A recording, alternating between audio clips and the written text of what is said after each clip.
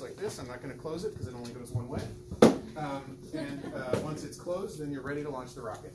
So once you launch the rocket into space, then it will jettison the container, which when it's all closed together has generally this shape to it, and it will be ready for the orbiter to capture it. So while all of this has been going on, the orbiter also launched in 2026 and has been making its way towards Mars. So it'll get into Mars orbit in about 2027, and then it'll use its electric propulsion system to spiral down to a low Mars orbit such that it'll be there in time for the lander's entry, descent, and landing, and so they can provide communication for the entire surface mission. Once the MAV launches, the orbiter will observe the launch, and then it will fly out towards the container in space, and it will then fly this container into a basket that's on the orbiter and then capture it. Once it's captured, it'll go through a containment process, which ensures that it's well protected for its journey back to Earth, and then put it into a capsule, like the one that you saw in the video this morning that Administrator Bridenstine showed, for the entry back at Earth in 2031. So that's MSR in a nutshell. I'm going to turn it over to Eric, who's going to talk a little bit more through what's going on in this lab space. Take it away, Eric. Hi, my name is Eric Kulczewski. I'm the robotics lead for the SRL portion of the MSR mission. And so this here is the Mars Sample Transfer Test Bed. And so what we're doing here in this lab is we're looking at the robotic elements of returning these tubes, and we're doing work to develop technology and reduce risk for this. So some of the things we're looking at is machine vision to find the tubes on the surface of Mars. We're looking at finding the tubes directly. We're looking at, can we look at rocks around the tubes if these tubes are slightly occluded or covered with dirt, sand on Mars. And we're looking at how do we interact grabbing tubes from a fetch rover. Everything we've done on Mars before this, we have found something interesting on Mars and we've gone to scratch a surface or take a sample. We've never had to grab something from a specific place. We've never had to take something from another landed asset and put it somewhere else. Part of the other challenges with this is that we're manipulating tubes and doing work at a level of precision that's an order of magnitude finer than we've ever done with MSL and Mars 2020. And so essentially for the last 5 years or so, we've got our team members in the back there from mechanical, machine vision, robotics control software. We've all been working on this for years to try to develop technologies that helps convince everyone that at least for this portion of the Mars sample return mission, we have the technology to get that part done. And Austin handles the rest of it for us. All right, you want to talk about the wheels or anything else? Sure, I can do that. So I have a prototype here of one of the sample fetch rover wheels, which is being provided by the Glenn Research Center. So this is a new type of wheel that has not been flown on Mars before. It's called a spring tire, and it consists of many springs woven together. And unlike the wheels for Mars 2020, these wheels are compliant. So you can squish them like rubber tires on Earth. And they're very durable because they're made out of a shape memory alloy that behaves very well at Mars temperature. So if you want, you can come up and press on this later. It's fun. I do it all the time.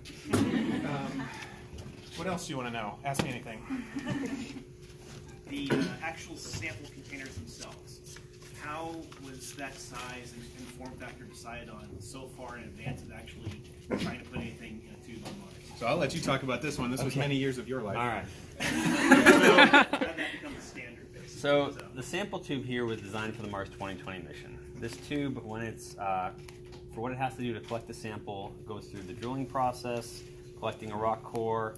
It goes through getting look at a vision workstation, getting a seal dispensed into it, activating the seal.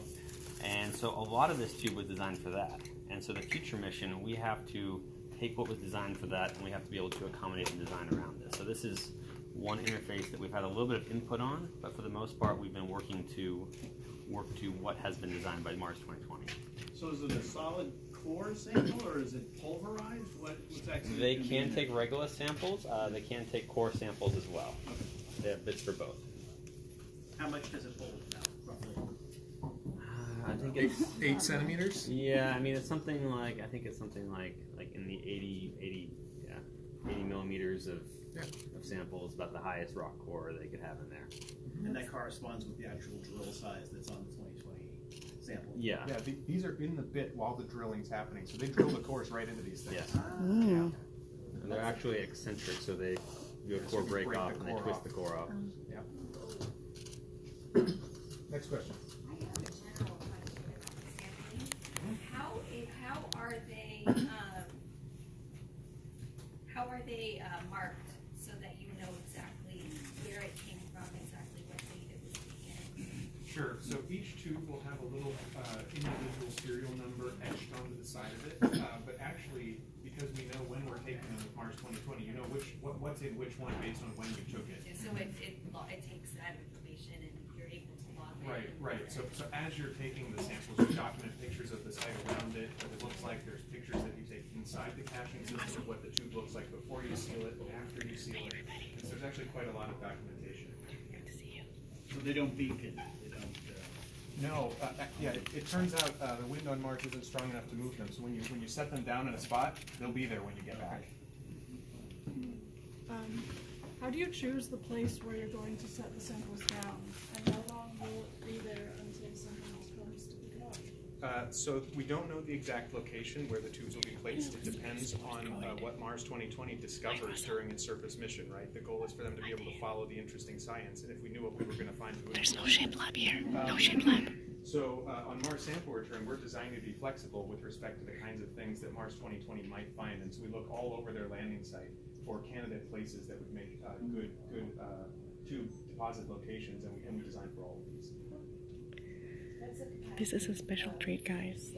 This is my second time joining NASA Social. This particular prototype is sized for 30, but And I'm here it's at still a JPL, number that's Pasadena, being California. considered as part of our sample return formulation activities. How many tubes are actually installed on 2020? 43. But some of those are intended to be spares and so on, so that is part of the considerations also. Are there any redundancies for, I mean, we're shooting up this volleyball, and then in all of outer space, we're gonna swoop in and catch it. Are there any redundancies for, oh wait, U-turn, miscalculation by millimeter of a second. So in general, we try really hard to simulate it so that we don't miss. Yeah. But during the rendezvous activity, which is what you're talking about, the capture activity, there are multiple opportunities. You know, if you go up and something's not quite right, you can back off and try again. So it's not a one-shot thing. Okay. And the OS will be shot into orbit, so we'll be able to. It's not just going to go. So out it'll orbit around Mars for at least 10 years, probably a lot longer than that. So you have a number of opportunities to try. Does the material have to be decontaminated when it gets back to some kind of processing? So we don't exactly know what's going to be in the tubes, which is one of the reasons why we're bringing them back. The environment on Mars is very harsh, especially the near-surface environment, but out of an abundance of caution, there will be a containment and quarantine step that happens after the samples come back to Earth. A very rigorous process that they'll be examined in a facility, very secure facility, to understand what's inside them before they're disseminated. With only 43 samples, or 43 tubes, how do you make that process decision of like, yes, that is interesting enough to use one of these 43 tubes on? So I'm just an engineer, fortunately. That's a scientist. And yeah, that'll be the job of the 2020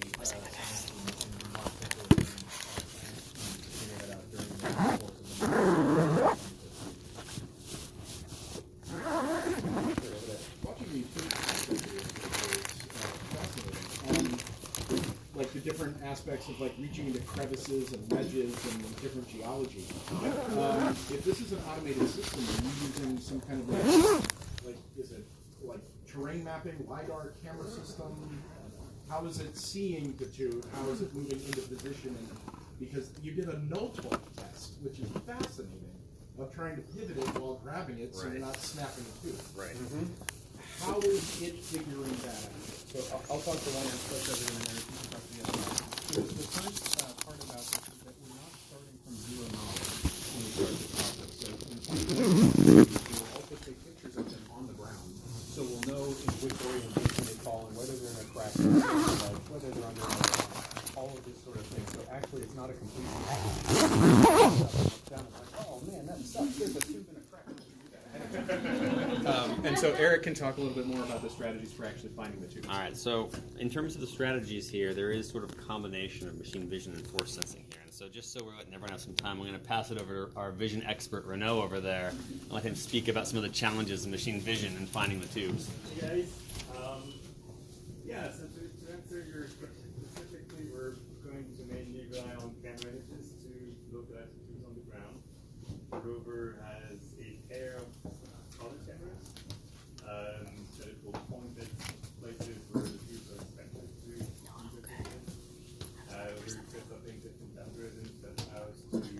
this is mine. I can keep this.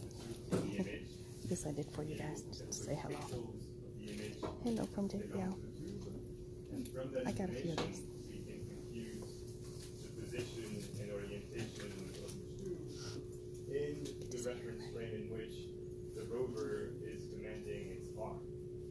So this gives us information about how to drive the different actions of the arm to a place where the gripper will coincide with the tube and allow it to pass through. Will there be any, the actual sample rover vision system on, is there any library hardware on that? These are the 43 tubes where samples go. So for the Fetch rover, it's a little bit of an interesting thing because we're partnering with the Europeans here, and so there's a group that's actually going to be doing the Fetch rover. So the heritage they will bring to the table will be part of, say, the ExoMars rovers and things like that.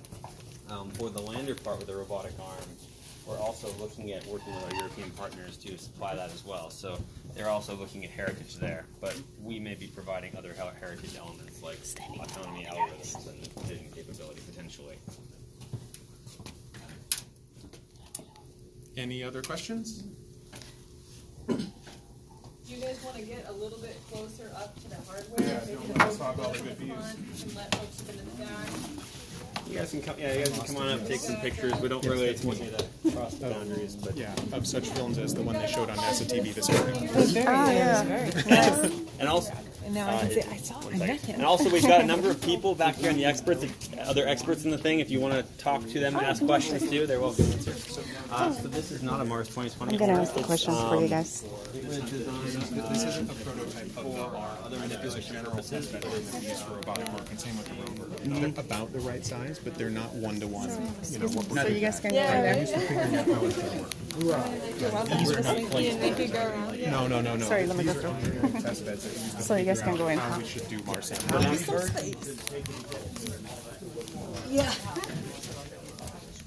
Let's go in, baby.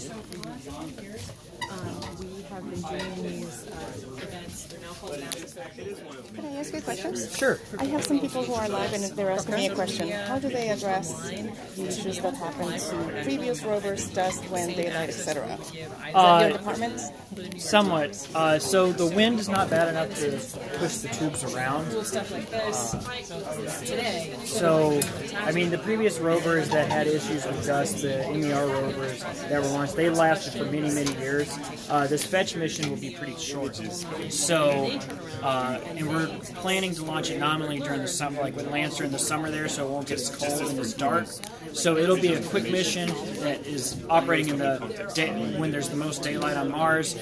With dust covering the tubes, that's not really an issue. It's not like the Martian movie or something where it's like big dust storm. There is dust, but it will only just slightly cover like a half a millimeter on one side. You'll always be able to see the tubes even 10 years later. We've done lots of studies off looking at landing legs, looking at parts of our other rovers, and some, like a half of it will get covered in dust, but like it's just like here on Earth, like the wind blows one direction, it just coats one side, and the atmosphere is not that dense, so it can't really pick the dust up that high to totally. Oh, that makes sense because, yeah, I've seen pictures of the rovers, you know, before and after, and, you know, They're a little dirty, but you can still see what it is. Yeah. Yeah, absolutely. How long is the Mars day? I believe a Mars day is. How many hours? I think it's over 24 hours. That's my question. It's like I think it's between 24 and 25 hours. A Mars year is 2 Earth years. I know that. Oh, that's fantastic. Great. Do you guys have any other questions? Go ahead. Do you have any questions? I'm doing online. Go ahead. So I'm mechanical hardware and robotic support. So a lot of what I've done is just design the exact little gripper prototypes, all those like some of the video over here showing like wedges, all those like terrains, just doing all that, I'm saying hello from things NASA. out, making some parts out of metal. Good to see everybody. Whenever we need hardware support, JPL. making new little grippers just to Saying kind hello of to you. demonstrate all these capabilities. So we have kind of a grab Focusing on bag. this. Okay, like we need to grab a tube out of here. Here's all the things, the mechanical side to demonstrate. There you go. Mechanical engineering. I did undergrad degree in mathematics. Exciting. So exciting. Small. Check out this rocket. So this would be like second, third stage. No booster. Mars ascent vehicle. Solid motor vehicle. Solid powered. Solid motor vehicle. I don't know what the fuel is. It could be liquid or solid. Don't wander around to it. This is a raised level. Does anyone there believe there's someone out there? I could ask the question. Yeah, sure. Somebody asked me earlier when I was in the clean room, when does NASA plan to have a man on Mars? And the goal is 2030. In 2030, approximately, of course. But we're gonna go to the moon first before going to NASA. That's part of the preparation to have people landing on Mars. Just FYI, something that I learned today. So fun. This is a really dream come true. It's such a fascinating place. There's so many scientists. That is a short time, yes. That is kind of ambitious, isn't it? It's in 10 years. In 10 years. Oh my God, I remember these. I used to work on a raised floor. Do you guys know what this is? What is like these two suction cups are to like lift the tiles. You throw them onto the floor, you go move the tile, and then you move the tiles. Lubrication do you use as opposed to just? And it's usually very dirty down there. Very dirty. No one cleans below there. We're not testing that aspect. We're just testing. The lab that I was working on, oh my God, it was so dusty. So dusty. But I mean, it's whatever. Excuse me a second. Sorry. You have a lot of. What else do we see? I turned off the GPS. And it's time to go.